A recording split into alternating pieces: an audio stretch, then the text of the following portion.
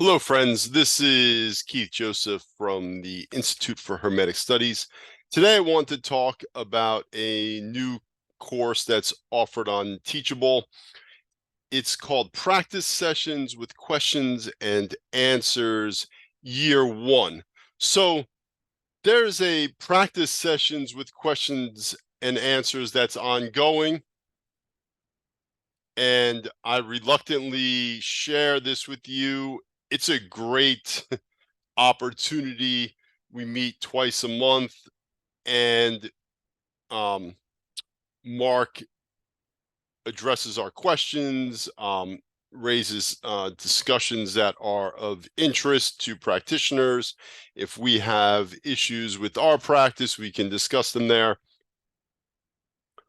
I'm reluctant to raise it because, as it stands, it is a small group, and Mark is very generous with his time, and it's really great. Um, but it would be better if it were a bigger group. So my reasons for keeping it quiet are purely selfish. A bigger group would be and short-sighted. A bigger group would be better for all of us. And I'll say more about the ongoing class at the end.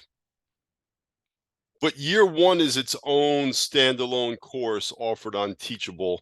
There's 26 weeks, and it's filled with gold. So originally, the practice sessions had been conceived, if I understand it right, as an adjunct to students who were working through the Institute's course material. So, for example, you have this textbook, Words of My Teachers. Each chapter is a course that's available on Teachable, and so you have video, and then there's additional reading. So each of these chapters kind of elaborates on another monograph that Mark offered, and then you have the video coursework on Teachable as well. So, and this is a great book, by the way, just to read through. I got a lot out of just reading through this, but then to use it as your textbook to go through the teachable material that the Institute provides is a great way to just build out your whole foundation and kind of initiation on the path. So this questions and answers initially was thought of as a kind of adjunct to that, but for a number of reasons, probably some of them beyond my understanding, Mark realized or decided that it would be more beneficial to the participants if instead he provided kind of preliminary teachings and practices for the aspirant. So there's a lot. Like I said, there's 26 weeks, but a few things. I've made a video in the past about whether or not you should engage in psychotherapy before embarking on the path. Israel Regardie suggests that we do so. To me, it's a fine suggestion. The main problem is finding an adequate therapist. I think that's probably exceedingly difficult, and I'm not denigrating therapists, but I've met some. I think it's a daunting process to find a wise therapist. So that said, the beginning of the questions and answers, the year 1 of the questions and answers that's available on Teachable now, starts with some of the practices that Mark kind of derives from psychosynthesis. So, for example, there's an idea of subpersonalities. So the voices, that give rise to the thoughts in our mind, and some of them, there's more than one voice, right? There's multiple voices. Some of them are hypercritical, some of them are negative, some of them may be positive and encouraging, but we have all of these sub personalities, and we also, they kind of manifest in our different relationships, right? So we might be one way with our family, or even one way with our father, a different way with our mother, our grandparents, our children, um, our cousins, another way with other friends. And so we have all these subpersonalities, and the process of integrating them and harmonizing them and sorting them out is really crucial, because we can start to think about the histories of these. Where do they come from? What's their purpose? Why are they there?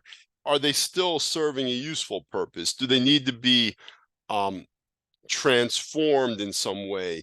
Can we integrate them into our personality as a whole, or do we have to move in some other direction? So there's theory and practice around the subpersonalities that's really useful to kind of getting yourself sorted out, and as a preliminary to some of the other practices that are in a book like this, or that Mark gives later in the class. So the subpersonality is a really useful practice. You can even think about what archetypes they're manifesting. Is it the positive or negative aspect of that archetype? Where does it fall in the tree of life? So there's a lot of theory and practice to help you sort through that, and it's a really useful thing to do. And kind of ongoing, even as you integrate these personalities and as you kind of get yourself sorted, you feel much more confident engaging with the world and not getting, triggered, or having other people influence you more than they should, or influence your emotions and your moods more than they should, or at all. That's an ongoing thing, right? That's part of what enlightenment is all about, is really having some control over how you react to what comes at you in the world. So that work with the subpersonalities, emotions, moods, all of that, really helpful practices offered there. Just to highlight another aspect, Mark offers a series of practices dealing with the elements. This is kind of traditional and classical, working with the elements. So there's different ways of thinking about it. They're all kind of similar, right? We're created in the image of God. As above, so below, as within, so without. There's the macrocosm of being, and then there's our individual being. And there's a reflection of one to the other. And one of the things we want to do is pattern ourselves according to the macrocosm. We're creating the image of God, but there's a distortion. We want to undistort that so that we're more and more like divinity. And so working with the elements are the elements of creation. They are, however you think about them, and I don't, it's almost a direct experience is what we're shooting for. The elements of creation, then they're also the elements within us. And the more we can work with them and understand them, the more intimate we are with them, the more we're participating in creation and the more control we have over it. So one of the other ways of thinking about this is, for the Institute, the assumption of the God form is an important practice. We have Mark has proposed, and we've discussed the assumption of the God form, the inner, the secret fire, lucid dreaming. These are the these are the crucial practices for the would-be adept at this time, in this place, under these conditions, at this stage of historical development, however you want to think about it, cosmic development, so that these are the bases from which we can construct the body of light. right? And that's what we conceive as the great work. That's the vehicle of our immortality. That's how we maintain the continuity of consciousness. So this is preliminary work, but it's kind of directly preliminary work. So when we work with an element, we're meditating on the element, we're seeking to get to know the element, we're manipulating or trying to understand that element, and we're identifying with that element. And that process of identification, it's similar or parallel with the assumption of the God form, right? When we do the assumption of the God form, we're entering into relationship with the divinity. It's a worshipful, right? It's a love relationship. The Sanskrit bhakti yoga, right? It's a devotional practice, but it's also, we're going to identify the deity, which means we're going to come to know the deity. And it's similar with the element, right? We're practicing with the element, we're working with the element. We want to come into a relationship where we really know the element. And in that way, we can integrate them and harmonize them within ourselves, and also work with them in the creation. All right, that's how Jesus walks on water. That's how he turns water into wine. That's how he calms the storms. Right. That's mastery of